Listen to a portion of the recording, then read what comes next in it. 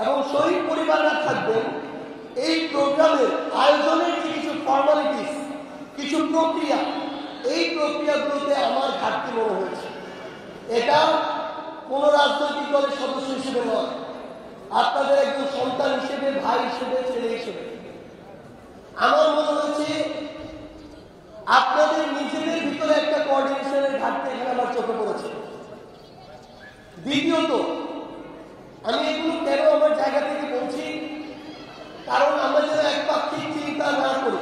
আমার সন্তান হিসেবে, ভাই হিসেবে আমার কিছু কথা এখানে বলা প্রয়োজন। আজকে আমরা সবাইকে প্রত্যাশা করছি, আজকে এখানে শহীদ পরিবাররা প্রোগ্রাম করবে, একজন উপদেষ্টা কেন, একজন পুলিশের মহাপরিদর্শক কেন, একজন প্রধান উপদেষ্টা কেন, এই বাংলাদেশ নামক রাষ্ট্রের এই মুহূর্তে যাকে চাওয়া হবে তার এখানে উপস্থিত হতে সে বাধ্য থাকবে। যে কোনো রাজনৈতিক দল, যে কোনো স্টেক হোল্ডার, এটা অনেকটা এমন হবে যে শহীদ পরিবাররা চাওয়া মাত্র তারা এখানে এসে উপস্থিত হতে বাধ্য হবে। আজকে আমার ভাই বলছে যে পার্টির জন্য তারা ঘুরতে হয়েছে। আজকে আমার ভাই বলছে এই অডিটোরিয়ামটা ফ্রি পাওয়ার জন্য তাকে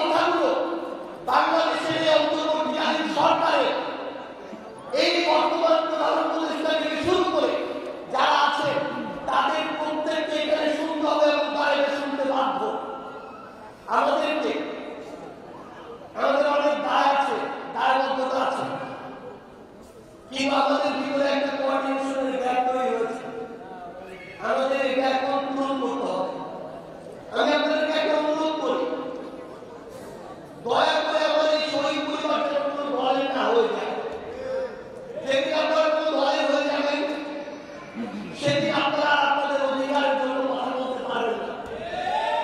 আপনাদের মুখে বিভিন্ন ধরনের সেলাই লেগে যাবে, কারণ তখন নিঃস্বার্থভাবে আপনার এই বিচার, এই মৌলিক সংস্কার, আপনার এই পুনর্বাসন, আপনার এই নিরাপত্তা, এগুলোর পাশাপাশি দলীয় স্বার্থ দাঁড়িয়ে যাবে। আজকে জুলাই সনদ হতে কত ধরনের কত কথা। আমরা একবার দাঁড়াতে চেয়েছিলাম ডিসেম্বরের মধ্যে, হয়নি। এরপরে বার যখন আওয়ামী কৃষিদের আন্দোলন হলো, আপনারা রাজপথে নামলেন, 30 কার্যদিবস সময় নিয়েছিল এই সরকার, হয়নি। সর্বশেষ এই অন্তর্বর্তীকালীন সরকার বলছে তারা জুলাই মাসের মধ্যে জুলাই সনদ দিবে। আমরা স্পষ্ট করে মনে করে দিতে চাই, আজকে 26 জুলাই, জুলাই মাসে 4 দিন বাকি আছে।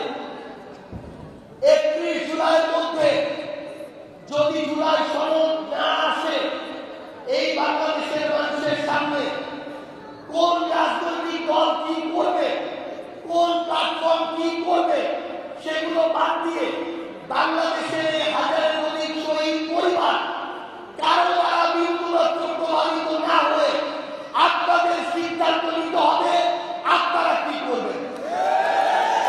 আপনাদের সিদ্ধান্ত নিতে হবে আপনারা কোথায় গিয়ে দাঁড়াবেন। আপনাদের সিদ্ধান্ত নিতে হবে আপনারা কার চেয়ার ধরে টান দিবেন। আমি আপনাদেরকে স্পষ্ট করে একটা জিনিস বলছি, এই সিদ্ধান্ত, বড় বড় সিদ্ধান্তগুলো নেওয়ার পূর্বে আপনাদের সবার মধ্যে ইউনিটি থাকতে হবে। আপনাদেরকে বিভিন্নভাবে প্রভাবিত করার চেষ্টা চলছে এবং ট্রেনিং করার চেষ্টা চলছে। এই অনেকগুলো জিনিস মাথায় রেখে হয়তো আজকে অনেক এখানে উপস্থিত হতে পারেনি, কিন্তু তার পূর্বে আমি আপনাদেরকে অনুরোধ করবো, এক পরিবারের একজন করে আপনারা একদিন 1000 জন একসাথে বসে পুরো বাংলাদেশের সকল ইলেকট্রনিক এবং প্রিন্ট মিডিয়াকে সামনে রেখে আপনারা ঘোষণা দিন যে এই হচ্ছে আপনাদের প্ল্যাটফর্মের নাম, যেই প্ল্যাটফর্ম বাংলাদেশের সকল শহীদ পরিবারের প্রতিনিধিত্ব করে। প্রয়োজন হলে এটা কাগজের নাম এবং সিগনেচার করে আপনারা ঐক্যবদ্ধভাবে ঘোষণা দিন। তারপর কোন উপদেষ্টা কেন, এই বাংলাদেশের অন্তর্বর্তীকালীন সরকার, এই রাজনৈতিক দল শুধু এখন নয়, আগামীতে যে ক্ষমতা আসুক না কেন, আপনাদেরকে সামনে রেখে তাদের প্রত্যেকটা কর্মসূচি নির্ধারণ করতে তারা বাধ্য থাকবে। আমি জানি না আমার যারা সহযোগিতা আছে, নতুন থাকে, অনেকে হয়তো অনেকে জায়গা থেকে আপনাদের সাথে দেখা করেছেন, কথা বলেছেন, কিন্তু আমি আমার জায়গা থেকে সর্বোচ্চ চেষ্টা করছি। আমার মনে হয় এখানে যারা শহীদ পরিবার আছে অন্তত একবার দেখা হয়েছে, আমার মতো 70 থেকে 80 পরিবার এখানে আছে, যার সাথে অন্তত একবার দেখা হয়েছে। আমি আপনাদেরকে একটা অনুরোধ করি, আপনারা আসলে যারা এই ভাইরা আমাদের আয়োজন করেছেন, আপনারা নিজেরাও হয়তো কল্পনা করতে পারছেন আপনারা 24 পরবর্তী বাংলাদেশের কত বড় শক্তি। এই মুহূর্তে আপনারা রাজপথের 10 লক্ষ সাধারণ ছাত্র জনতার চেয়ে যদি 1000 শহীদ পরিবার দাঁড়িয়ে যায়, এটা ওই 10 লক্ষ ছাত্র জনতার চেয়ে অনেক বড় শক্তি। কিন্তু আপনাদেরকে প্রথমত নিজেরা এক হন, দ্বিতীয়ত ঐক্যবদ্ধভাবে বিভিন্ন গুরুত্বপূর্ণ মানুষজন, গুরুত্বপূর্ণ এই বিবেচনায় যে পদ, গুরুত্বপূর্ণ এই বিবেচনায় কিছু ফর্মালিটিস আছে, এখানে কিছু প্রক্রিয়া আছে। এই জন্য কিছু মানুষের সাথে দয়া করে আপনাদের একটু পরামর্শ করে আপনাদের পরবর্তী কার্যক্রম আপনাদের ঠিক করতে হবে। আজকের এই যে স্মরণ সভা, এটা এখানে শেষ হয়নি। আমার মনে হচ্ছে এটা এভাবে শেষ হতে পারে না। এটা আমাদের সকল শহীদদের জন্য অবমাননা। এই স্মরণ সভার আজকে একটা অংশ হয়েছে, এটা সেদিনই সম্পূর্ণ হবে যেদিন এখানে আজকে যাদের উপস্থিত হওয়ার কথা ছিল তারা প্রত্যেকে উপস্থিত হয়ে হাজারের অধিক শহীদের প্রতি তাদের ওয়াদা, তাদের কমিটমেন্ট দিয়ে যাবে।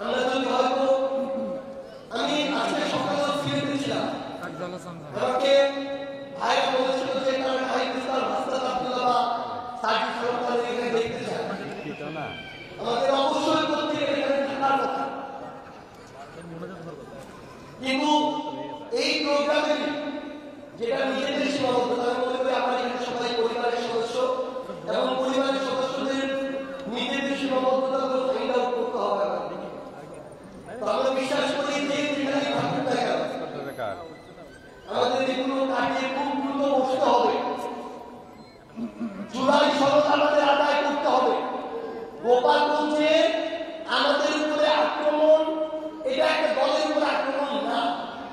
আমি লিখে দিচ্ছি, আপনারা 1000 শহীদ পরিবার একসাথে শুধুমাত্র বসে কথা বলার জন্য গোপালগঞ্জে যান, আপনাদের উপরে একইভাবে সশস্ত্র আক্রমণ।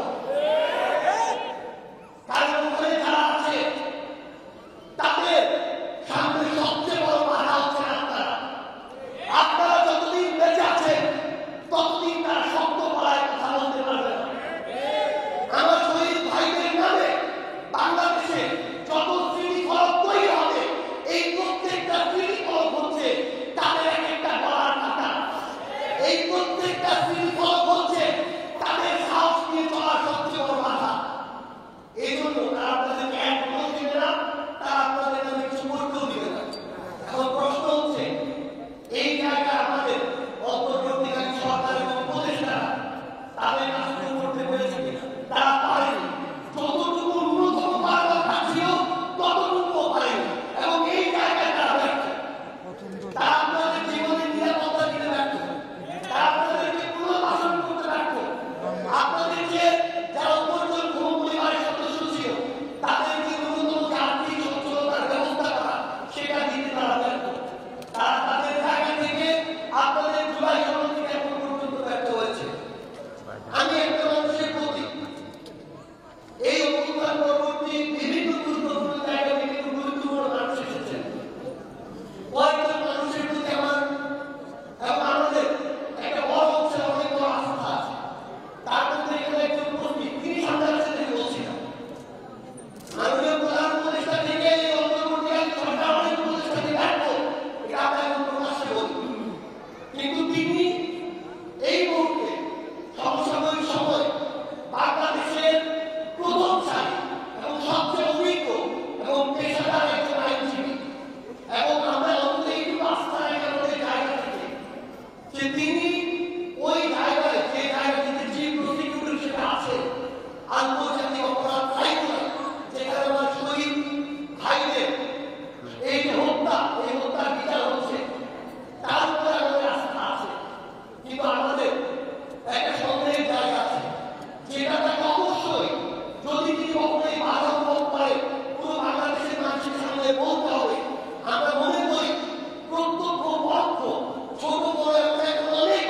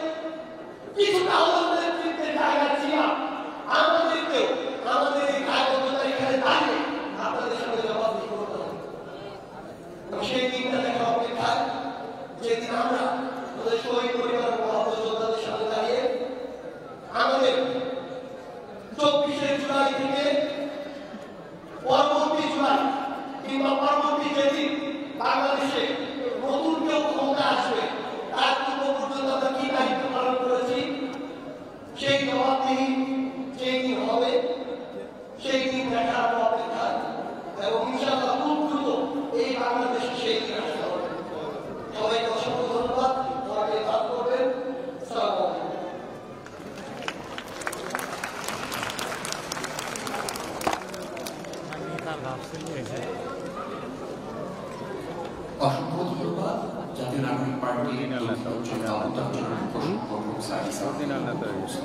এই পর্যায়ে আমরা ফিরে যাচ্ছি শহীদ স্মৃতিচারণ। এই পর্যায়ে শহীদ আহনাফ আহমেদের মা যে এই 11 মাসের কি সংস্কার করছে, সংস্কার করে তো লাল চিত্র আছে, ঠিক আছে, কিসের সংস্কার, কোথায় সংস্কার করছে, কিসের সংস্কার করছে? সংস্কার না করা পর্যন্ত তারা ক্ষমতা রাখতেই হবে, এটা আমাদের দাবি। আর আমি তো করবো না, করলে তখন আমি আমার একটু ঐক্যই তো আছে না, কিসের সংস্কার, কোনটা সংস্কার করছে? তাহলে আমি করলে আমার মানতে হবে না।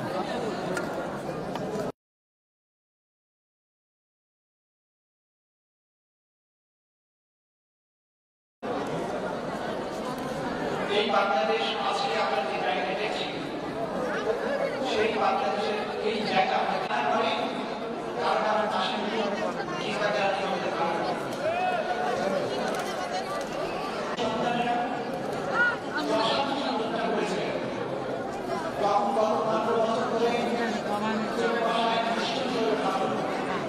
বাংলাদেশের সকল রাজনৈতিক দল মিলে 15 বছর ধরে সেই জগৎতম কিন্তু যে বাচ্চাদেরকে কখনো কল্পনা করে, যে বাচ্চাদেরকে মানুষ আন্ডারস্ট্যান্ড করেছে, জেনারেশন জি বা জেন জি, যাদের ব্যাপারে